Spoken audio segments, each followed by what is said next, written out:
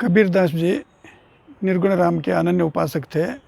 इन्होंने हिंदू और मुसलमान के बीच में एकता की और प्रेम की भावना पैदा की। इनकी भाषा सदुक्कड़ी भाषा है। इनका एक आप दुआ सुनिए। जहाँ दया तहाँ धर्म है, जहाँ लोभ तहाँ पाप है, जहाँ क्रोध तहाँ काल है, जहाँ क्षमा तहाँ आप है। जहाँ दया तहाँ धर्म है, जहाँ लोभ तहाँ पाप, जहाँ क्रोध तहाँ काल है, जहाँ क्षमा तहाँ आप। कबीरदास कहते हैं धर्म के अनुसार हमें सब पर दया करनी चाहिए, हमें लोभ से दूर रहना चाहिए, क्योंकि लोभ पाप का जन्म देता है और मनुष्य लोभ के कारण गलत कार्यों में लग जाता है। हमें क्रोध नहीं करना चाहिए, अपितु हमें दूसरे लोगों को क्षमा कर देना चाहिए, क्योंकि क्षमा करने से हमारी आत्मा को बल मिलता है। कबीरदास जी अन्यत्र एक दोहे में कहते हैं, माखी गुड़ में गड़ी रही, पंख रहो लिपटाए।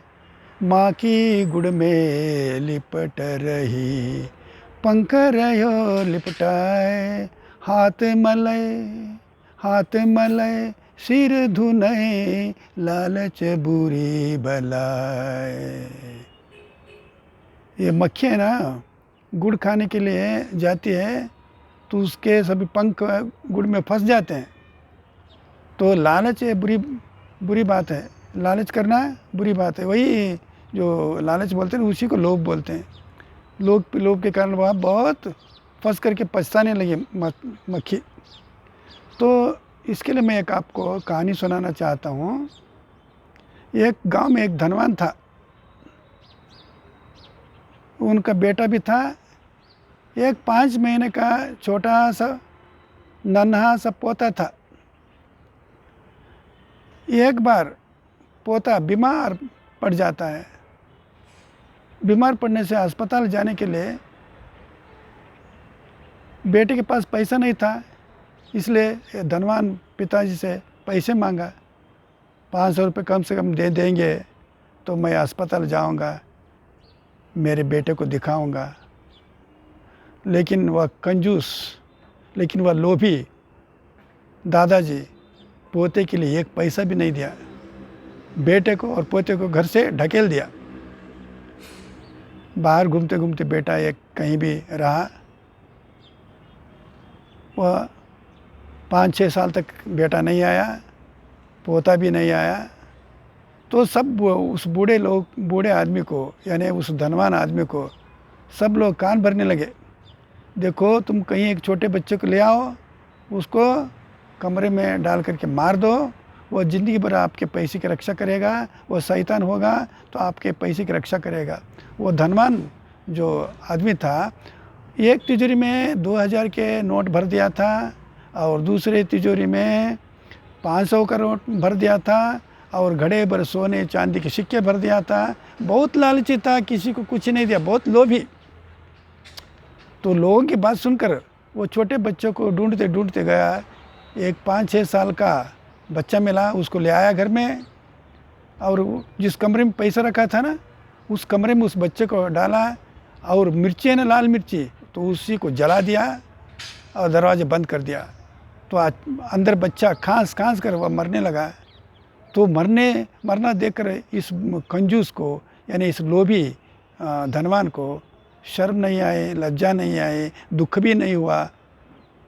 वो मरना देख करके बहुत खुश होगा, क्योंकि वो शैतान बनेगा, मेरे पैसे की रक्षा करेगा। तो आखिर वो बच्चा अंदर ही मर गया। तो उस बच्चे को ढूंढते उसके पिताजी आए। लोगों ने कहा, देखो इस धनवान ने आपके बच्चे को ले गया। आकर उस व्यक्ति पूछता है मेरे बेटे को तुम लेकर आए ना, कहाँ है वो? बाद में उस लालची को, उस लोभी को मालूम हो गया अपने पोते को ही ले आया था, तो अपने पोते को ही मार डाला। ऐसे लोभी को क्या कह सकते हैं? लोभी है ना, ये पाप का बाप है, इसलिए लोभ करना उचित नहीं है। तो क्षमा करने के लिए भी ये एक दुआ है, क्षमा बड़न को चाहिए छोटन को उत्पात, कह रही महरी को घाटो जो भृग मारी लात। हरि को भृगु ऋषि ने लात मारी, फिर भी हरि ने उसको क्षमा कर दिया। बड़े लोगों के पास क्षमा रहना अत्यंत आवश्यक है।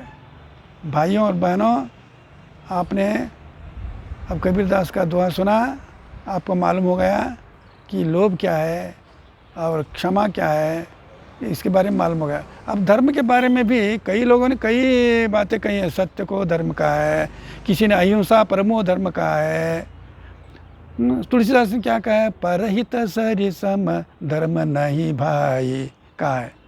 तो आपको मालूम हो गया तो है धर्म क्या है।